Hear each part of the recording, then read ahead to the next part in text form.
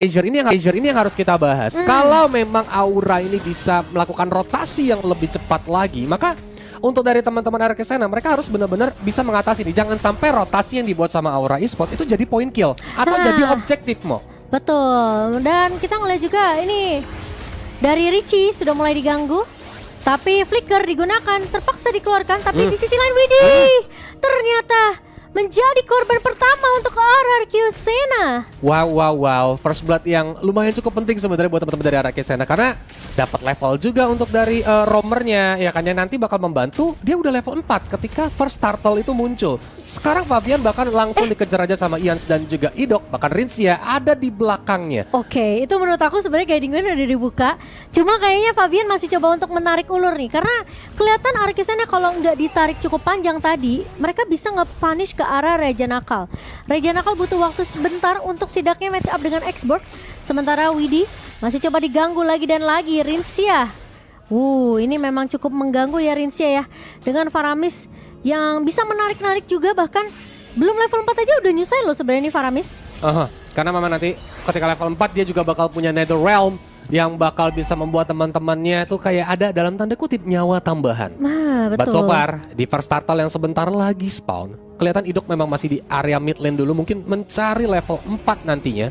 Karena Minion Fury sangat amat penting untuk teman-teman dari RRQ Sena karena efek crowd control yang bakal mengganggu lawan. Tapi lihat, Diren juga udah level 4. So Last Insanity bisa aja digunakan nanti. Dia mencoba untuk melakukan zoning out, tapi sepertinya Rinsia juga ada di depan sana. Mulai maju ke depan, penalty zone juga dikeluarkan. Ditelan dengan ada Detonas Welcome, dan ini dia Last Insanity meledak di sana, dan Ians yang tetap mendapatkan turtle-nya serta Fabian langsung tumbang. Lagi-lagi Nether Realm dari seorang Rinsia yang membuat tim Fataraki Sena begitu panjang, tapi di sisi lain di arah top lane Solo kill dari seorang Toy ke arah Iron Shiki.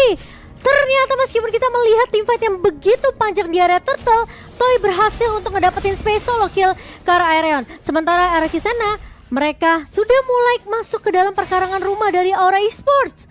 Semua jungle sudah mulai dihantui oleh RRQ Sena. Tapi ini awal yang baik sih untuk RRQ Sena. Pressure-nya justru berjalan dari trio mid yang tadi awalnya kita kikir Aura. Mereka kuat dengan dua support, tapi ternyata tidak semulus yang kita bayangkan. Kan dapetin 3 poin kill, dapat 1 turtle, terutama dari 3 poin kill itu 1 kill poinnya adalah solo kill dari area gold lane. Ini bakal mahal banget buat RRQ Sena nantinya. Tapi ini dia di area bottom lane ada Last Insanity yang sedikit mengejar ke arah Reja Nakal, terkena taunting, dan Diren pun menggunakan flicker untuk mundur ke arah belakang, tapi sepertinya tidak bisa kabur karena Fabian sudah standby untuk mukul-mukulin pakai tombaknya. Akhirnya ya. Tapi di sisi lain ternyata Iron Shiki yang muncul dengan satu buah Spear of Destruction berhasil untuk menumbangkan Diren. Oke, aku barusan bilang Aura berhasil mendapatkan pecah telurnya tiba-tiba. 1 poin, tapi ternyata disusul dengan adanya tumbang dari seorang Rinsia. Betul, Spear of Destruction-nya akurasinya bagus, tapi lihat Toy, full plating di area top lane. Ini Toy benar-benar harusnya kenyang banget ya. Dan baru aja tadi Rinsia ngamanin Necklace of Durance. Ini untuk sedikit menghambat efek regenerasi yang bakal dikeluarkan sama Richie dan juga Widih. Iya, dan bahkan permainan objektif dibawakan oleh RRQ Sena dengan memecahkan turret di area atas terlebih dahulu. Karena fokus dari seorang Toy adalah dia dapetin turret dulu di atas dan baru dia memainkan rotasi dengan pemain-pemain RRQ Sena lainnya. Dan sekarang dia pun langsung bisa swipe lane karena tugasnya untuk dapetin satu objektif penting di top itu udah berhasil. Karena dengan swipe lane juga nantinya di turtle ini otomatis XP lane dari teman-teman RRQ Sena harusnya juga udah standby untuk join team fight. Karena Diren udah mulai mencoba untuk melakukan zoning out. Tapi dari mulai ditelan dengan adanya Detonas Welcome, walaupun Spear of Distraction yang memang connect ke arah depan sana, yang berhasil tidak berhasil, Fabian pun langsung tumbang begitu saja. Masih ada guiding ini yang menolong ke arah Reja Nakal karena darahnya sudah sangat amat low. Bahkan 2 flicker dikeluarkan oleh Aura Esports dari Richie dan juga Reja Nakal. Ians masih bisa untuk mendapatkan objektifnya yaitu turtle. Sementara kali ini Widih bakal coba dipaksa dipukul mundur. Ians memang nggak perlu retribution karena Fabian tumbang tadi di area team fight-nya. So retribution yang akan dipakai untuk mengambil purple yang dimiliki oleh Aura Esports. Wow, ini benar-benar pressure malah berbalik ya. Kita kira dari kiri ternyata dari kanan karena lihat sekarang dari Iron Shiki mencoba untuk mengusir mundur tapi tidak bisa. Dia pun tumbang di depan outer bottom turret. Mulai ke depan sana mencongkel-congkel dari Fabian, tapi Toy dan Rinsia mundur ke belakang sana. Dan juga ada Circling Eagle menuju ke arah Idok. Masih bisa hidup dengan darah yang low tapi tidak bisa karena Revenge Strike-nya sudah connect. Ians dikejar 4 hero. Dari Fabian sepertinya tidak bisa terlalu banyak atau terlalu lama mengejar karena slow banget efeknya. Ini cukup menarik ya, karena tim fight-nya balas-balasan dari RRQ dan juga Aura. Tapi RRQ mereka dapetin satu target yang mahal, yaitu Iron Shiki yang harus tumbang untuk kedua kalinya. Dan meskipun ditukarkan dengan adanya trade dari Idok, tapi menurut aku itu nggak worth it untuk Aura Esports. Romer tukar Goldling. Betul. Apalagi Iron Shiki bakal jadi ujung tombaknya dari draftnya Aura Esports. Damagernya nanti di late game itu Iron Shiki doang. Betul. Jadi Dan ketika lebih dia nanti lagi, gagal untuk farming, itu bakal bahaya gitu. Yes, benar banget kok. Tapi yang lebih pentingnya lagi, RRQ itu sekalian ngedapetin objektif di area bawah tadi. So ini keuntungan banget untuk RRQ, sementara Fabian bakal coba dikejar. Where are you going? Masih ada satu buah guiding win dari seorang Ya plus Widi untuk menyelamatkan hidup Fabian. Betul. Dan ini udah mulai bergerak 5 man ya dari teman-teman RRQ Sena ya. Mereka udah mulai berkumpul, ini bakal membuat Aura Esports harus melakukan kiting ya ketika teamfight, karena kalau nggak teamfightnya bakal kuat banget.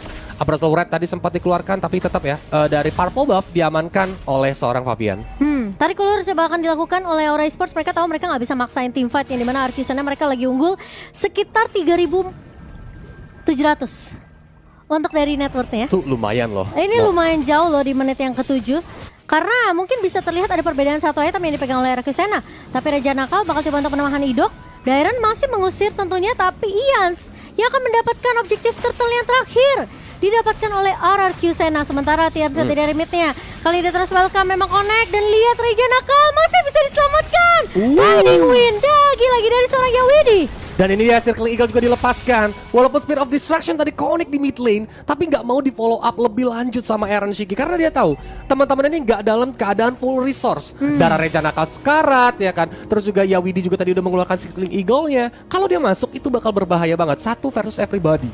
That's why tadi cuma dilempar aja tombaknya. But again, dengan dihancurkannya outer middle turret, ini bakal ngebuat rotasi dari teman-teman RRQ Sena bakal lebih enak lagi, Mo. Ini bakal bisa melakukan pressure yang lebih dalam lagi. Gimana nih caranya Aura Esports untuk membalikan keadaan yang udah di leading sama RRQ Sena? Menurut aku sih sekarang mungkin paksain split push saja sih dari Iron Shiki.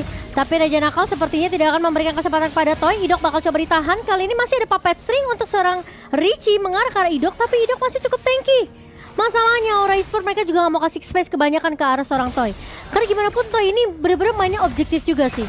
Betul, benar-benar objektif banget ya kan yang berhasil untuk dikeluarkan karena turret demi turret itu dirontokin. Tapi ini dia Deathlonas welcome 1 versus 2 dari seorang Ians. Penalty zone juga sempat dikeluarkan, flicker bahkan dikeluarkan oleh Richie untuk mundur ke arah belakang dengan darah yang amat sangat low. Ians mencoba untuk mundur dan lihat Luxia flicker ke depan langsung ditabrak dengan ada Ghost Stampede mulai dibuka dari Nether Realm-nya. Bahkan Missile Expert mencoba untuk menolong seorang Rincia, tapi Circling Eagle mencoba untuk menghambat Ians menolong temannya. Diren pun datang mencoba membakar, tidak berhasil diselamatkan. Wah, memang trade-nya berjalan ya. Tapi lihat space create untuk Toy juga di area bawah. Ini cukup banyak. Mereka nanti bakal susah tim fight 5-nya karena menurut aku Toy ini udah dapetin beberapa item yang dia butuhkan. Perbedaan level juga udah mulai terlihat, level 11 berbanding dengan Iron Shiki yang masih level 10. Jadi tim fightnya dari Aura Esports menurut aku mereka harus coba untuk tarik ulur aja sih seperti tadi. Kalau memang ada satu pemain dari Aura Esports yang tumbang, at least trade-nya masih berjalan. Betul, dan dengan gold lane seperti ini, gak heran nanti kalau RRQ Sena berani nih untuk mulai melakukan inisiasi ke arah Lordnya duluan. Walaupun saat ini ya, kelihatan mereka masih bermain di area bottom lane, tapi langsung bergerak ke area Lord karena Ian sudah ada di sana. Iya, ini menurut aku tadi Ians aja tuh sebenarnya hampir solo kill ke arah Richie. Betul. Hampir banget. Ini Barat yang benar-benar merisaukan ya dengan pasif big guy-nya. Sementara tim fight 5, seperti dari RRQ sepertinya mereka lebih siap. Dairon sudah mulai mengusir tentunya keberadaan dari seorang Raja Nakal, dan RRQ Sena mereka berhasil untuk mendapatkan lol pertama tanpa ada kontes yang mau dilakukan oleh Aura Esports. Karena menurut aku terlalu mengambil resiko si Aura. Ya, dan itu adalah decision yang cukup bijak ya sebetulnya dari Aura Esports. Karena gold difference-nya yang lumayan cukup jauh. Kalaupun mereka ingin mengkontes, damage-nya belum cukup. Dan yang ada nanti ketika RRQ Sena dapetin Lord, malah ditambah lagi nyawa yang bakal tumbang dari teman-teman Aura Esports kan. Guardian Helmet memang sudah diamankan oleh Fabian untuk menambah HP. Tapi masalahnya true damage-nya dari Toy ini sih yang jadi PR untuk pemain-pemain dari Aura Esports. Create space seperti apa dari RRQ Sena yang akan membuat Toy nanti melenggang bebas di area belakangnya dengan Speedy Light Wheel. Tapi Toy akan lebih berfokus untuk mendapatkan lagi-lagi objektif tugas dari seorang god laner, yang menurut aku ini begitu baik dijalankan sama Toy. Lord masih berjalan ke area atas, sementara di area mid kali ini teamfight bakal coba dipaksa. Memang Detona's Welcome udah melahap karena seorang Fabian, tapi Fabian kali ini Regina kali yang berhasil untuk ditumbangkan. Fabian masih bisa selamat. Sementara di sisi lain Lordnya masih coba untuk ditahan. Toy maju ke area depan, sementara Arion Shiki juga masih cukup free untuk memberikan sedikit damage pouch dari dari tim Aura Esports. Yap. Dari Lordnya sudah mulai masuk ke arah base top darat. Masih ada Last Insanity yang disimpan oleh Diren. Karena dari pihak lainnya mencoba untuk masuk tadi menahan 5 hero. Tapi dia tahu diri. Untungnya dijemput sama Gadimin harus langsung pulang. Itu damage-nya bakal terlalu sakit kalau sampai mau dikontes juga. Untungnya nggak ada Minion Fury ya dari Idok. Karena posisinya cukup jauh itu Fabian. Kalau ada Minion Fury dari Idok, aku rasa masih bisa untuk ditumbangkan sama pemain-pemain dari Arkisena. Yes. Tapi 2 base turret itu yang sempat bisa dibilang mungkin jadi incaran juga dari Arkisena berhasil untuk ditumbangkan. Sekarang tersisa base turret di area bawah aja untuk Aura Esports. Tengah masih ada? Tengah masih Karena ada tadi tapi belum berhasil. hampir hampir ditumbangkan. Betul. Hanya satu aja yang tadi dipush sama Lord. Karena tadi dari area top lane kan. Dan area kesana juga cukup bijak untuk mundur ke belakang kan. Tadi setelah berhasil untuk mendapatkan base turretnya. Kalau dilihat dari itemnya Nimo ya. Bisa kita lihat dari si Rinsia. Ini dia udah build Necklace of Durance ya kan. Ditambah lagi Enchanted Talisman dan Lightning Truncheon. Momo-chan, Lightning Truncheon ini bijak gak sih di build ke item ketiga? Karena menurut Kolius, sekarang tuh udah bukan berdasarkan mana. Tapi berdasarkan magic damage. Bahkan kayak mungkin itu bakal bisa lebih efisien kalau item keempat atau bahkan kelima. Menurut aku sih mending build ke arah Blood Wings ya. Blood Wings atau Holy Crystal gak sih? Mungkin Holy Crystal juga bisa. Atau kalau memang tebal-tebal kayak bisa kita lihat kan ada Reja Nakal yang pakai Terizla dan Fabian yang pakai Fredrin. Mungkin Glowing One. Betul, atau mungkin Divan juga oke, ngasih efek penetration juga. Tapi RRQ mereka memang lagi unggul dari segi net worth. So mungkin itu yang sudah disiapkan sama Rinsia juga. Masalahnya yang perlu kita lihat adalah Toy lagi unggul dengan 10.000 net worth ya. Nah itu. Berbanding dengan Iron yang tadi kita lihat Iron Shiki masih dapetin 7.000-an, sekitar 7.000 sampai 8.000. Betul. Jadi udah jelas pasti dari segi gold lane-nya akan sedikit tertinggal meskipun levelnya tidak terlalu berbeda jauh. Tapi sebenarnya di menit segini ini udah bisa momentum juga sih sebenarnya buat Aura. Karena Iron Shiki sepertinya damage-nya udah ke build nih. Ya, dan ingat ini best of one Mo. Itu. Jadi memang pressure-nya pasti ada. Kalau mereka sampai kalah di sini, mereka bakal turun ke lower bracket. Tapi udah mulai di start ya. Dari Lordnya sama teman-teman dari RRQ Sena. Walaupun ada Spear of Destruction, sepertinya dari Iron Shiki lebih memilih untuk melakukan split push aja di area bottom lane. Dengan harapan minionnya juga bakal terdorong. Jadi at least kalaupun RRQ Sena ingin merapikan minionnya nanti yang bakal datang sama Lord, at least 2 lane bukan 3 lane. Iya, menurut aku sih keputusan yang bijak ya.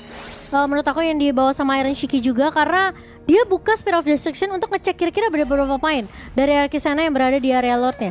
Ketika dia tahu ada 4 pemain, oke, split push adalah keputusan yang baik untuk Iron Shiki dan membiarkan Lordnya berjalan yang sudah diamankan oleh Arkisena menuju ke area top lane yang sudah tidak ada turret base-nya.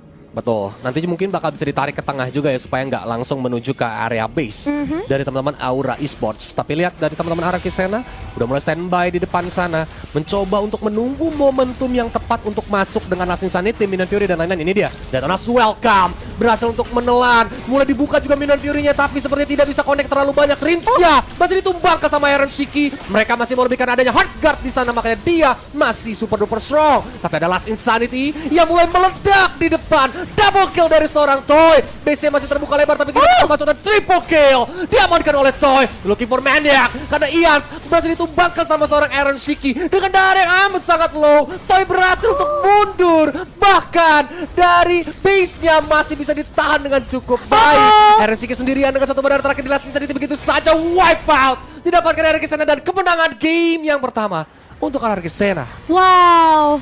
Kalau kita ngelihat tim fight yang cukup panjang dan momen yang menurut aku hampir banget didapatkan